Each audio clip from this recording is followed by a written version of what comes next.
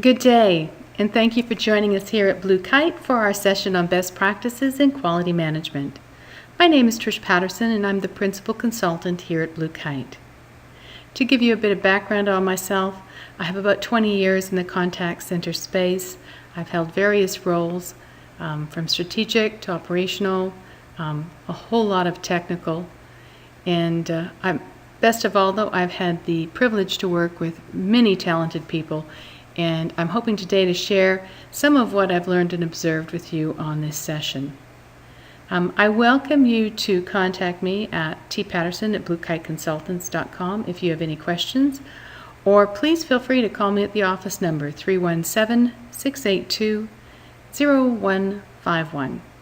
I welcome your ideas, your thoughts, and questions. So without further ado, let's get into the presentation and have a look at the agenda. So what's on the agenda today? Well, we're first going to look at why quality management. So why have a quality management program at all? Then we're going to slide into how do you create a quality management strategy? What are the key components? And finally, we'll look at the quality scorecard. I'm not a big believer in the one-stop shop for quality scorecards. I think that you have to tailor them to meet your business goals and objectives. And so we'll look at 3 or 4 different types, and hopefully they are a taking off point for you. All right, so why quality management? Well, you can see from our poor fellow's face here, apology not accepted. And from Gartner Group, we have the following information. So, service is a key business differentiator. I think we've all heard that before. But let's look at their first point, which is on average, 96% of customers who've had a bad service experience don't report it, and 91% of those unhappy customers don't come back. Now, there's probably a few of you out there going, well, our customers have to come back, so, maybe this isn't so relevant to us. For others, you're going, oh my gosh, that's a huge number that aren't going to come back. So for those of you who that wasn't an issue for, let's look at the second point, which is dissatisfied customers will also tell 10 other people, prospective customers, of their bad experience. Well, when Gartner wrote this in 2001, that probably was true. Today, we're looking at thousands. A dissatisfied customer can literally get on Twitter, Facebook, you name it, and come out and tell thousands of people about how unhappy they are with the service you provided them. What does that mean? Well, it means that you may not have prospective customers. For those of you that need an ongoing customer intake, that might make quality management a little bit more palatable and the key business differentiator of service. That still doesn't say, well, let's look at it. Costs 5 times as much to attract a new customer as it does to keep an existing one, and is 10 times more difficult. So, service matters. If it's going to cost you 5 times as much to get somebody new and then 10 times more difficult to sell them, we're talking about a lot of dollars spent. And for those of you that are having a hard time selling your quality management program and get budget, this is a good one to bring forth to the senior executive. Lastly, and this is your salespeople are really going to light up over this one, the probability of selling to an existing customer is 60 to 70%. Pretty darn good. The probability of selling to a new prospect is 5 to 20%. A lot more work, and again, a lot more dollars spent trying to get dollars. So the why of quality management is that's what's going to deliver the service in your organization, and it's mission critical. All right, so how do we create a quality management strategy? Now that I think I've sold you on that you do need a quality management program, and I'm sure everyone here is part of a quality management team in some form or another. But let's look at what you need for your strategy. First of all, you're going to define what best practice is. I'm not a big fan of the term best practice. I think there are great practices for each company. We'll talk about that. Where is your focus? So what will your quality management program focus on? What are your goals? What do you want to achieve? Will you have a different strategy for new versus experienced agents? And who is going to own quality management? And finally, how will you measure your success? So those are the things we're going to dive into next.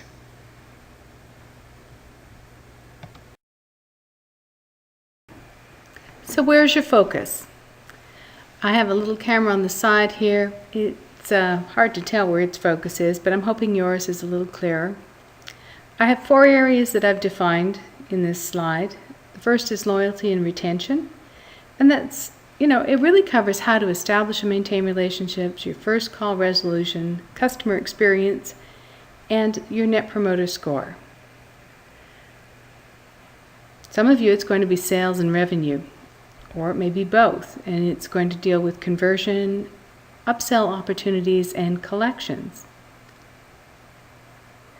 In many industries, compliance plays a big role. I know utilities, it certainly does. And for anyone who's taking payments, PCI, or the payment credit industry, is probably in the forefront of your minds. So compliance will look at PCI, government regulations, and then of course company policies. And lastly, and this is one that regardless of which you picked in the first 3, has to be part of your focus, which is your agent development. They are critical to how you deliver your service. So in the agent development, it's a consistent approach to coaching, focus on incremental improvement, and of course positive feedback and positive ideas. So I'm going to ask you to think about right now, where is your focus? If you looked at your card today, where do you think your agent scorecard is focused upon? And where do you think your focus really should be? So it might be that you're bang on today. You know exactly what your focus is and where it should be, and your scorecard reflects that. But I think many of you might actually find that you're stopping to question whether you really are focusing on the right elements in your scorecard. And that's part of what this presentation is about, to help you figure that part out. Now let's look at a definition of best practice. Wikipedia is my little go-to for anytime I'm looking for a definition, and I thought this time they did a pretty good job. A best practice is a method or technique that has consistently shown superior results to those achieved with other means, and that is used as a benchmark. In addition, and I think this is really critical, a best practice can and probably should evolve to become better as improvements are discovered. So I'm not a huge fan of the word best practice because I think we sometimes get stuck on a prior best practice, that something that was the best practice a few years ago is still in place unchanged. I really think that you have to check back with your best practices and make sure that they still are the best practice for your business today.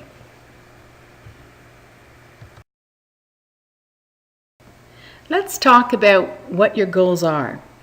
And you're going to notice this slide looks a little bit like a previous slide on focus. But the key one on this slide, and I want you to think about this, is the goals here should tie in with your company or your organization's strategic objectives. So and your operational objectives as well. But definitely you want a direct tie with your goals with what your company is seeking to drive. So I've just put a few points here. Loyalty and retention, so customer service excellence. Maybe you're going to measure yourself there by measuring your ability to move that Net Promoter Score to an increase of 5% in positive feedback. Customers, consumers who would recommend your company to another person. Perhaps it's the increased revenue. So you're looking to increase conversion rates by 5% or 2%, increasing revenue. Collections, it's the number of claims you successfully collect upon. Compliance, regulatory and corporate. So there you're probably looking at close to 100% as your target. And that's, as I said, compliance is always kind of a black and white one. You need to comply. There's usually very little wiggle room with compliance. So your target there would be 100% compliance or close to. And the last one is really talking about some way of managing your operating expenses. So in comparison to increasing revenue, managing your operating expenses may be managing your average handle time down. Now, I always hate to talk about managing average handle time down, simply because you may be giving up something very critical in the first two categories of loyalty and revenue. So a caution there. Usually the corporate target would be just to, and I know we've heard this out, do more with less. So you may have that as one of your goals, and you'll have to think about how that would translate here. I think a pitfall we sometimes fall into in quality management is the goals we set actually don't truly align with corporate goals. It sometimes is, okay, our quality scores today are 82%, and we want to, in 3 months, have that up to 85%. Unless those quality scores translate into real changes in what you deliver to the business, it probably isn't going to have a very good business case in terms of, again, your quality management program's budget. So you really, really want to focus on goals that support your corporate objectives.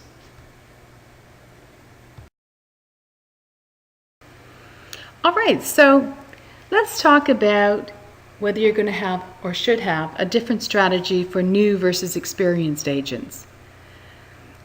I think the predominant methodology out there is to use the same scorecard regardless of whether you have a new agent or whether you have an experienced agent. Sometimes I've seen that the frequency is actually a lot higher with new agents, so the sampling of a new agent's calls is at a higher rate, and that's usually so that you can detect any issues early on and address them with the agent. So the once a month meeting would not probably be sufficient with your new agents. You may want a once a week meeting just to ensure that they are tracking and that the training that they've received has been sufficient. You may find that out of this process, you may actually go back to your training department and go, we need a little more focus here because we noticed that our agents aren't nailing this part. And the focus. Now, if you have high compliancy requirements, so if there's some federal or state or provincial regulations that demand certain matters be handled in a certain way, then that initial focus may also be different for a new agent. You may be really concerned that they are nailing the compliance issues every time because compliance has such a low threshold for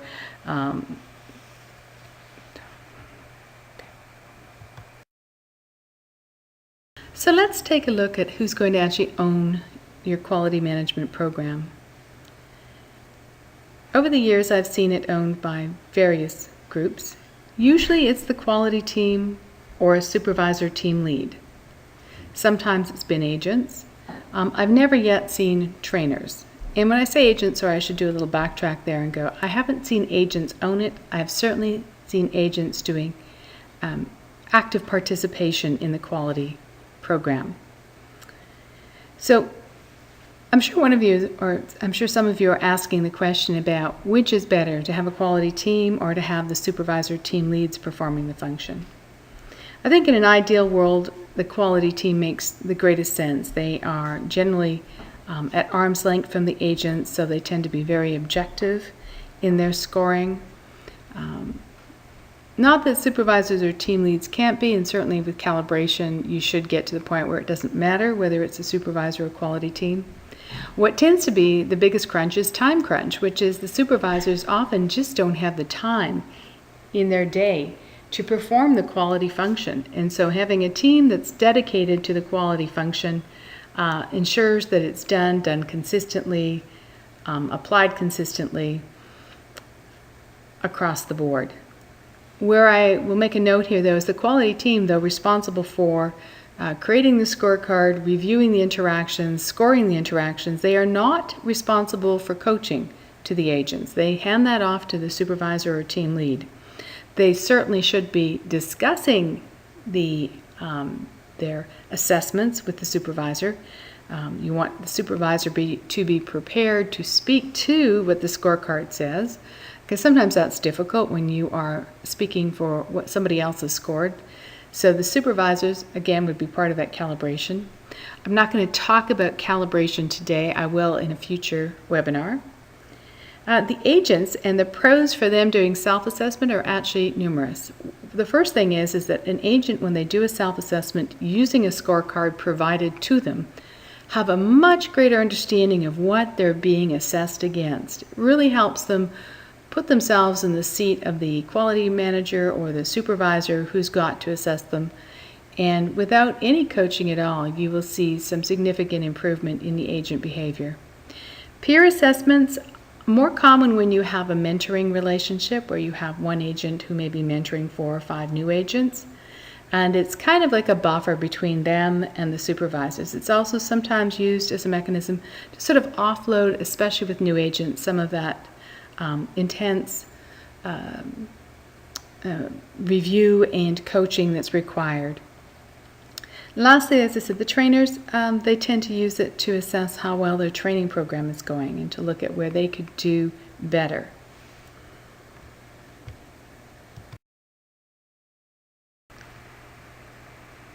Now we've arrived at the quality scorecard. And back to where we were closer to the beginning, where we talked about what are we actually looking at? What are we worrying about? Where's our focus? Is it compliance? Is it building customer relationship? Is it sales? Maybe 1 of 3, 2 of 3, or 3 of 3 here. There is no saying that you have to have one that's strictly for compliance, one for customer relationships, and the other for sales. So what we're going to look at in the next few slides is just ways of developing scorecards based on these various types of requirements. First one on our list, compliance. Yeah, I mentioned earlier, compliance is really black and white. You either complied or you didn't, so it's a yes, no. Some examples I've given here, or the color identification was verified. So certainly under PCI compliance, you need to verify that the person you are talking to is the person on the account. And so agents will be given fairly consistent, agents will be given scripting with respect to this, and you're really just verifying whether they followed through on that. Terms of use is another one that's commonly seen as a compliance issue, or the disclaimer that needs to be recited. So these are all black and white. And terms we use in terms of scorecard are that they failed or passed, that it was not met, or it was breached or complied with. So very objective terms that you use for compliance. That changes a little bit when we move on to some of the other categories. When we look at building customer relationship, there are many, many, many different types of questions we could have on that scorecard. The one thing that tends to be true is that it's subjective. And where we have a subjective question, I prefer to see scaling used. So like a 1 to 5 scale works reasonably well. And some of the questions we now get into are not so concrete. We're not looking, did they say their name when they answered the call? That would almost fall under a compliance type company policy. I don't truly see a lot of values in those. They're helpful for new agents, but when you're getting into a more experienced agent, we want to look at things like, were they able to establish and maintain control of the call? Did they demonstrate empathy? Do they know the products? Did they pace themselves appropriate to the caller's style? And remember my comment about handle time. That's one of the reasons why I'm a little wary about it, but I find handle time should across an agent group be fairly consistent. And the last one there is brand awareness. So in everything they do or say, the agent should have some awareness of the brand they're representing and put it forth in everything they do. And here, because it's a subjective scale, the terms we use in terms of grading them would be expert, which would be a score of 5, proficient, perhaps 3 or 4, and then developing would be at the 1-2 level. And 1 or 2 for a new agent is probably fine. After a certain period of time, you'd expect all agents to meet the proficient level, and hopefully you're going to get your agents to move on into expert.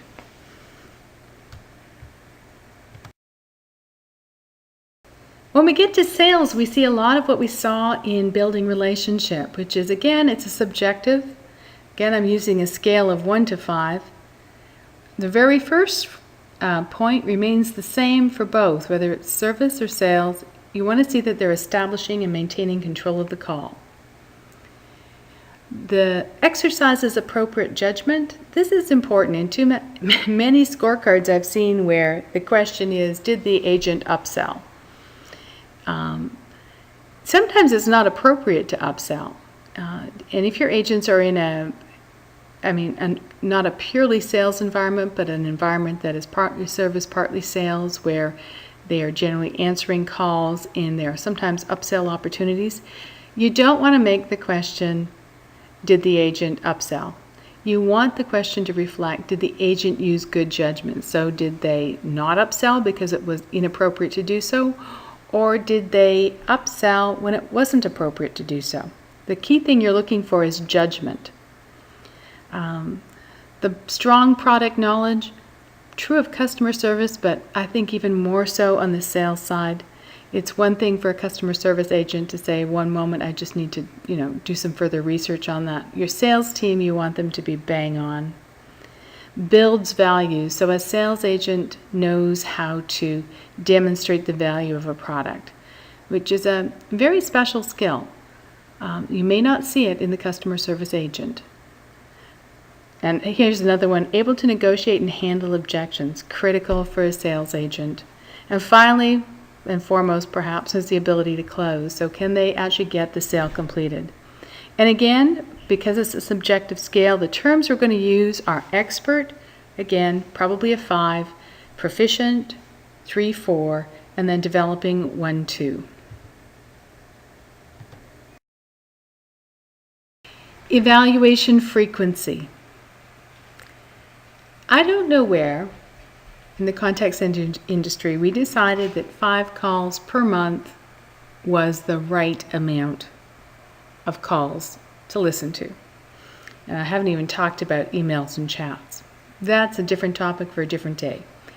But in statistics, a result is called statistically significant if it is unlikely to have occurred by chance. I'm not going to read out the equation here, but in the contact center world, if we take an agent who has 1,000 calls a month, and I just picked that one because some have fewer and many have a lot more than that, but a statistically valid sample size for 1,000 calls per month would be 88 calls. Nowhere near our 5 per month that we seem to think is an industry standard. So what does that tell us? Well, it isn't that we don't want to provide quality feedback or good feedback to our agents on a consistent basis. It's that we don't have enough time or money to do so. So that's the biggest challenge you have with your evaluation frequency. I mentioned earlier peer assessments and agent self-assessment. Those are perhaps ways that you can increase the number, even though it doesn't go into their scorecard. It still increases the frequency of the evaluation and the feedback to some degree, even if it is an agent scoring themselves and getting that feedback from themselves. So I would go back to the other slide and where I talk about who should be doing the scorecarding, and to increase that number, be creative and see how you can get more calls or more interactions being reviewed and listened to on a monthly basis. I think you'll really notice a significant improvement in your quality results.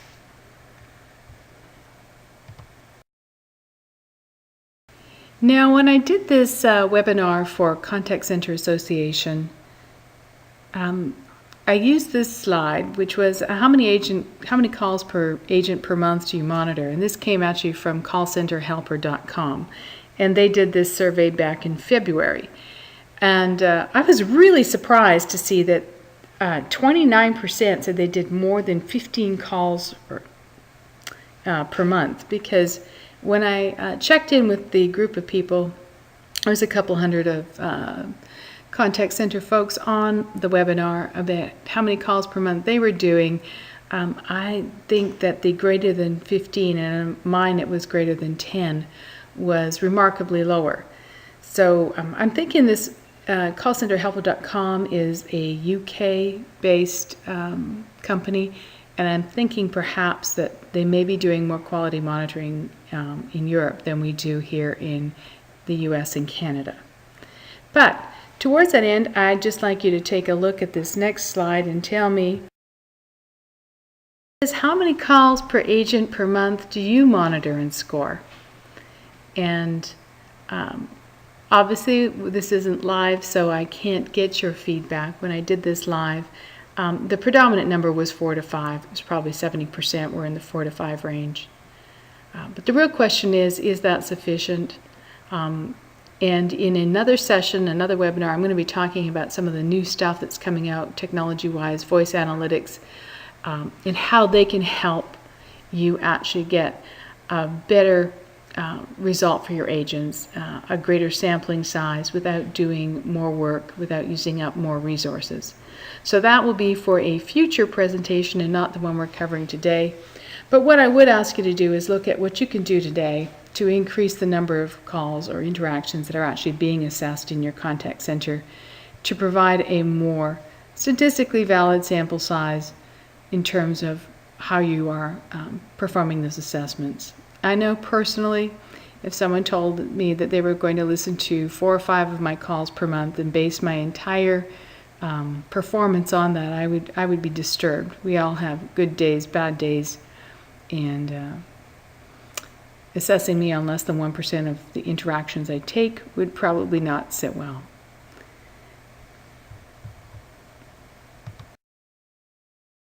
So I'm going to wrap this webinar up on the scorecard and the frequency.